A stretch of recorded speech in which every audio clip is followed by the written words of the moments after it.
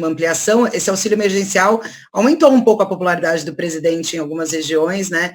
E a equipe econômica quer restringir um pouco esse aumento, enquanto o Congresso tenta fazer com que ele seja permanente não, que eles continuem com um valor mais alto, o que não tem dinheiro no país para fazer, né? Como é que você tem avaliado a política econômica do Bolsonaro? O Paulo está mais perdido do que segue em tiroteio. Né? O Paulo Guedes é uma figura de uma linha econômica aí, de uma escola da economia que prega o liberalismo, que prega o Estado mínimo, que prega a privatização e que prega zero déficit público. Né? Pois vai cair na mão dele, ou está caindo, já caiu na mão dele, o maior déficit público da história desse país.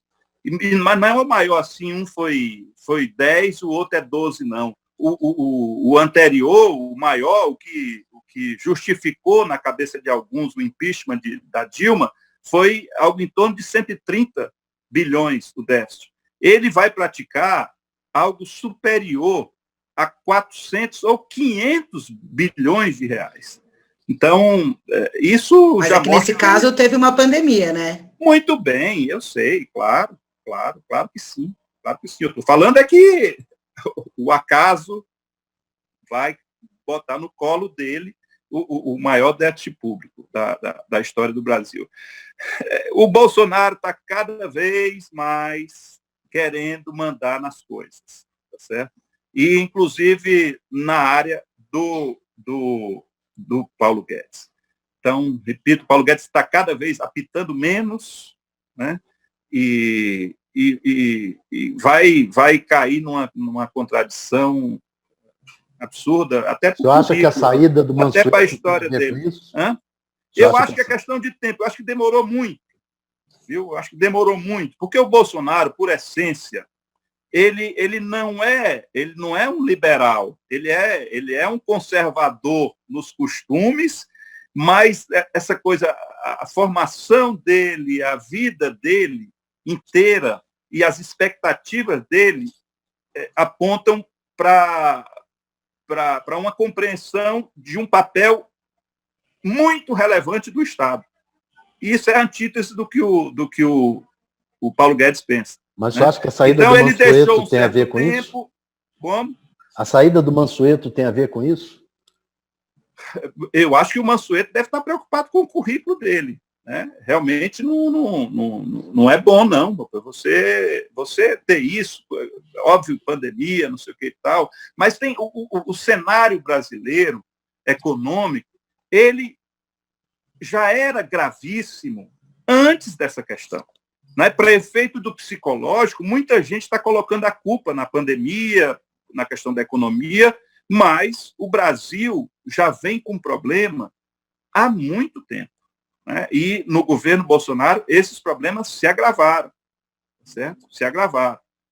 Então, a tal retomada, que é a esperança de todos, retomada do crescimento, está cada vez mais distante. É óbvio que se você chega no fundo do poço, se você caminha com um desemprego, aí uma taxa de desemprego de 20%, e depois isso volta, há uma reação e isso volta para 13%, é claro que, muito bem, né? Mas, repito, o Brasil não tem grande expectativa, porque o Brasil não tem projeto. O Bolsonaro não tem projeto. Então, não tenha nenhuma expectativa de algo. Com projeto é difícil. Né? Com pactuação é difícil. Imagina sem nada, no improviso. O Bolsonaro governa, repito, com a manchete do dia. Né? E o que aconteceu ontem acaba. Não vai gerar nenhuma consequência. É só uma declaração imbecil no dia, na hora. Né? Então, eu, sinceramente, não posso esperar nada de um governo como esse. O Paulo Guedes, ele tem ali também uma simpatia do mercado, né? E o senhor, que ainda não precifica uma possível saída dele. O senhor acha que seria bom ou ruim para o governo uma saída do Paulo Guedes? Essa coisa, eu questiono muito o Ciro também, e me perdoe, o que é o mercado? Né? O mercado é o quê? É a banca? a banca realmente deve estar ainda satisfeita. A despeito, eu gosto de reconhecer as coisas que são feitas, né? E era incompreensível que o Brasil praticasse as taxas de juros que praticou durante décadas, porque isso é a fonte da mamata, isso é a fonte do enriquecimento, que eu consideraria até ilícito, porque a Constituição, durante pelo menos um bom tempo, dizia que o juro devia ser no máximo 12. Depois eles acabaram tirando isso da Constituição. Né? Mas a gente vê o quanto era necessário, de fato, que isso estivesse na Constituição e se praticasse. Hoje o Brasil está com a taxa de 3. Né? Então, isso é um mérito da política econômica do governo, e eu não sei se o Paulo Guedes tem realmente influência nisso, ou se é coisa do jovem lá, que quer reconhecer os seus méritos, neto do grande brasileiro Roberto Campos. Né? E eu digo grande brasileiro pela sua história, não estou entrando aqui no mérito das suas ações no período militar. Né? Então, eu duvido que ele tenha nessa ação boa. No que é real, os bancos estão... Olha, seria um absurdo, saiu agora a divulgação do primeiro trimestre desse ano, que já pegou um mês de pandemia, e os bancos estão tendo lucros absurdos.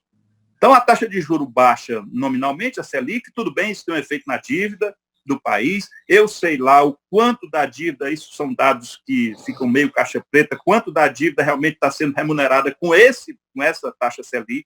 A história é que tem muito já em dólar, tem muito em outras taxas que são praticadas no curtíssimo prazo. Então, isso é a essência do problema brasileiro. Agora, os bancos continuam lucrando. E o Paulo Guedes, a meu juízo, é alguém que representa esses interesses. Só para fazer um parênteses, eu queria pedir desculpas aos internautas, porque no YouTube caiu durante 2 ou 3 minutos a conexão, mas já voltou e continuou a conexão em outras redes, o Facebook e no próprio UOL, e continuará na gravação também, mas só para fazer pedido de desculpa aos internautas que estão no YouTube, e aproveitar e perguntar o seguinte, já que caiu nos 3 minutos, você acha que cai o Paulo Guedes?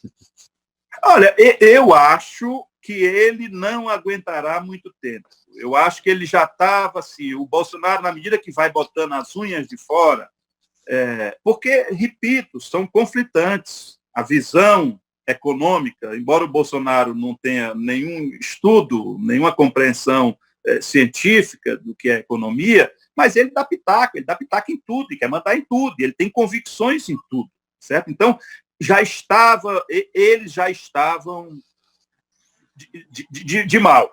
Ele estava entrando na frigideira do Bolsonaro. Veio a pandemia, e aí ele teve de enfrentar outros problemas, então ele resolveu, por questão de oportunidade ou de oportunismo, dar mais um tempinho aí para o Paulo Guedes. Mas eu não acredito que a manutenção do Paulo Guedes, não por ele, né, eu acho que ele, no fundo, gosta disso, não durará muito tempo. Né? Nem torço para isso. Mas na reunião ministerial, o ministro Paulo Guedes deixou claro ali algumas políticas já falando em reeleição do presidente, né? E o senhor acha que ele está tomando gosto pelo poder aí? Olha, eu acho que ele deve estar tomando gosto muito mais pelo varejo do que pelo atacado. No atacado, ele já vinha num processo de desmoralização pelo Bolsonaro. Já vinha nesse processo. Depois o Bolsonaro resolveu dar um tempo. Eu acho que ele deu um ultimato ao Bolsonaro. Olha, ou você muda aí, ou eu vou sair. Aí vocês lembram que o Bolsonaro fez um gesto, colocou os dois e disse: quem manda na economia é o Paulo Guedes. Né? Sim.